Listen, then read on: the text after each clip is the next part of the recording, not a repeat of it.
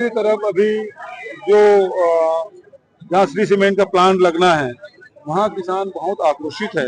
नहीं चाहते वहाँ कोई प्लांट लगे क्योंकि वो खेती की जमीन है, उपजाऊ जमीन है, 3 फसली जमीन है और उसे औने पौने दाम में बिचौलिए के माध्यम से खरीदना चाहती है प्लांट के मालिक। वो इनको बर्दाश्त बिल्कुल नहीं है। ये चाहते हैं कि यहाँ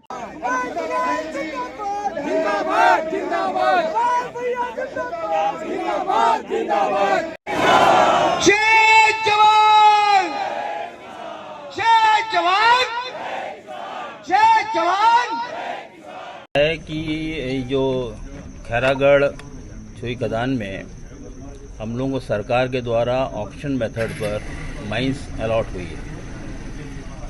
इसके लिए हम लोग जन सुनवाई कर रहे हैं। यहाँ पर खदान भी होगी और प्लांट भी सीमेंट प्लांट भी लगाया जाएगा जो 3.5 मिलियन टन का प्लांट होगा।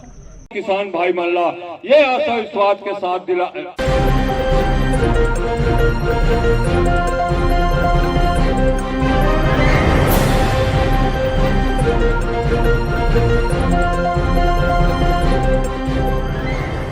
की तरफ अभी जो जहाँ श्री सीमेंट का प्लांट लगना है वहाँ किसान बहुत आक्रोशित है।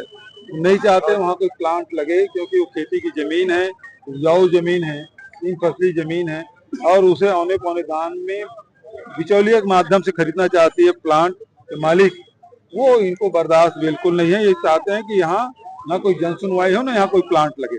माननीय बघेल जी, ये पूछना ये मामला 2022 का सीमेंट प्लांट का, और 2022 में किसकी सरकार थी, कौन मुख्यमंत्री था? मैं था तो सर उस वक्त में क्यों नहीं नीलामी हुई थी? जानकारी की क्या नीलामी हुई? खदान की नीलामी एक प्रक्रिया है।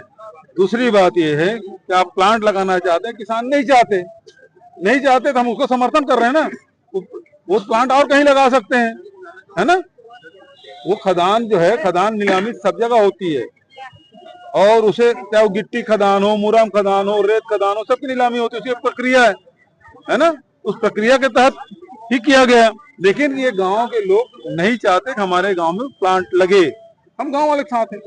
इसके लिए है कि जो खैरागढ़ छुई खदान में हम लोगों को सरकार के द्वारा ऑक्शन मेथड पर माइंस अलॉट हुई है। इसके लिए हम लोग जन सुनवाई कर रहे हैं। यहाँ पर खदान भी होगी और प्लांट भी सीमेंट प्लांट भी लगाया जाएगा जो 3.5 मिलियन टन का प्लांट होगा। इसके कारण सबसे पहला स्टेप होता है पब्लिक हियरिंग का, जो हम यहाँ कराने आए हैं। अब यहाँ पर जो ग्रामीणों का विरोध है वो हम आज तक नहीं समझ पाए कि विरोध किस बात का है। हम कौन सा यहाँ नुकसान करने आए हैं, किसी की ज़मीन लेने आए हैं कि छीनने आए हैं, क्या है।